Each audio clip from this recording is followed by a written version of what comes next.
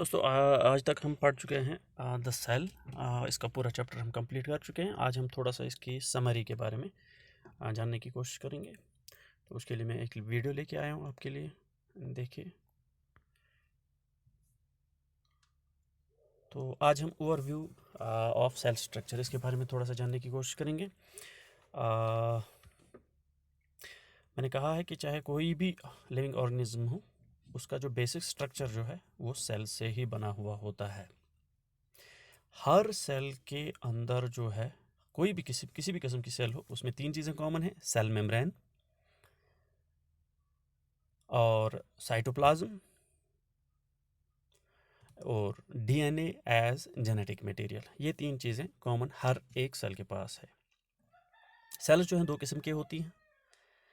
एक को हम कहते हैं यूकैरियोटिक सेल, जो एडवांस्ड सेल होती है। इसमें जो है न्यूक्लियस होता है, वो न्यूक्लियस जो है मेम्ब्रेन बाउंड होता है, उसके पास अपनी मेम्ब्रेन होती है। इसके अलावा सेल ऑर्गेनेल्स भी जो है मेम्ब्रेन बाउंड होते हैं। इसमें एग्जांपल है प्लांट सेल्स और एनिमल सेल्स।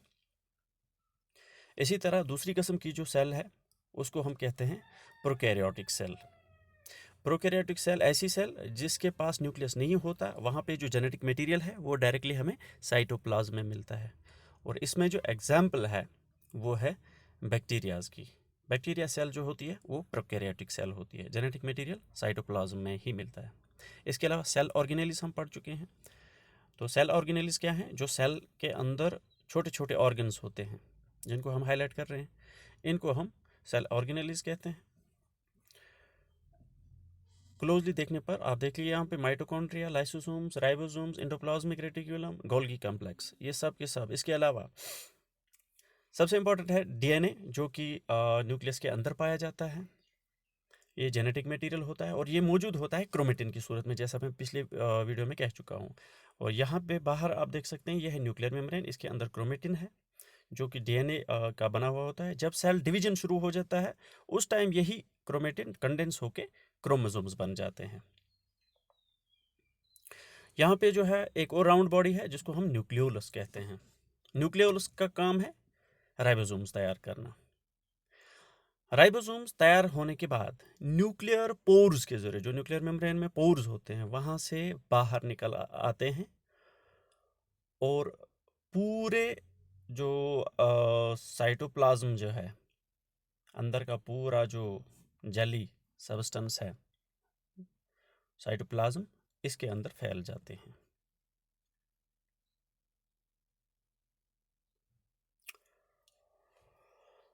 कुछ राइबोसोम्स एंडोप्लाज्मिक रेटिकुलम के साथ चिपक जाते हैं और उसको रफ बना देते हैं, और ऐसे एंडोप्लाज्मिक रेटिकुलम को हम रफ एंडोप्लाज्मिक रेटिकुलम बोलते हैं।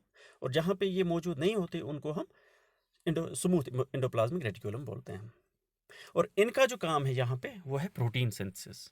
यहाँ पे ये जो है राइबोसोम्स इनके साथ चिपकने के बाद प्रोटीन्स तैयार कर लेते हैं, और यही प्रोटीन्स तैयार होने के बाद इससे बाहर निकल आते हैं वेजिकल्स की सूरत में और साइटोप्लाज्म में फैल जाते हैं।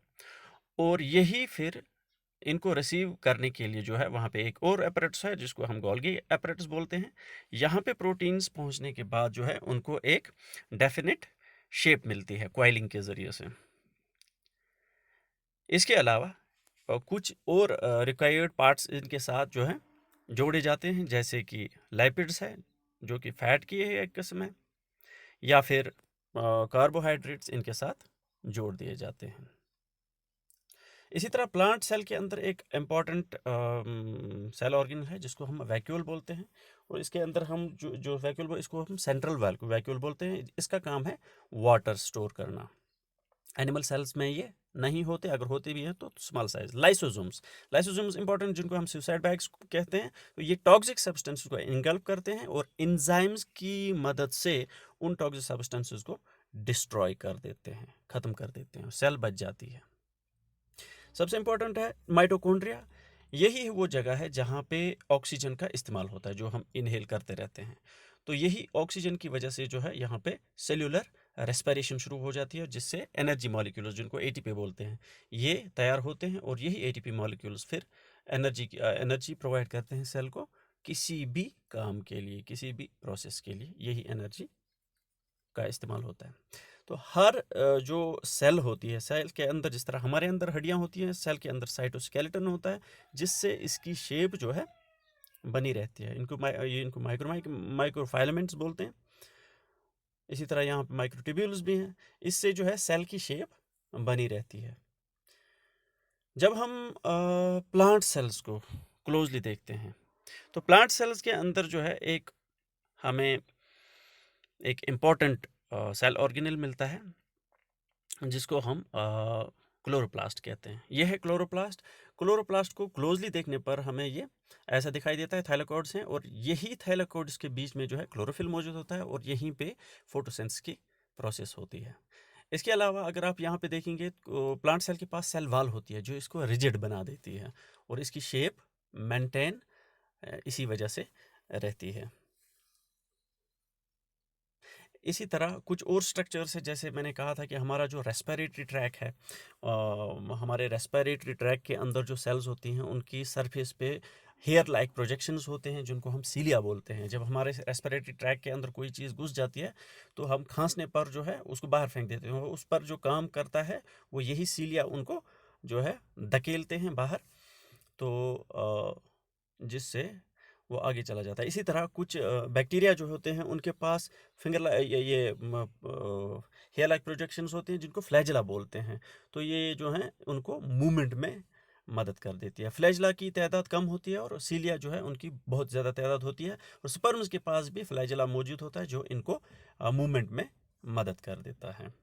हम अभी तक पढ़ चुके हैं कि यूकैरियोटिक सेल में जो है न्यूक्लियस में जो है मेम्ब्रेन होती है, वो और मेम्ब्रेन इनक्लोज्ड ऑर्गेनेल्स होते हैं। इसी तरह जो प्रोकैरियोटिक सेल्स होते हैं, उनके पास मेम्ब्रेन बाउंड न्यूक्लियस नहीं होता है।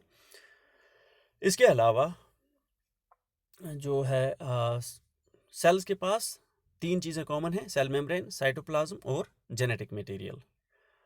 इसके अलावा जो हम अभी तक पढ़ चुके हैं वो है कि प्लांट सेल और एनिमल सेल्स दोनों के पास माइटोकॉन्ड्रिया मौजूद होता है। तो ये था ओवरव्यू। तो थैंक्स फॉर टुडे।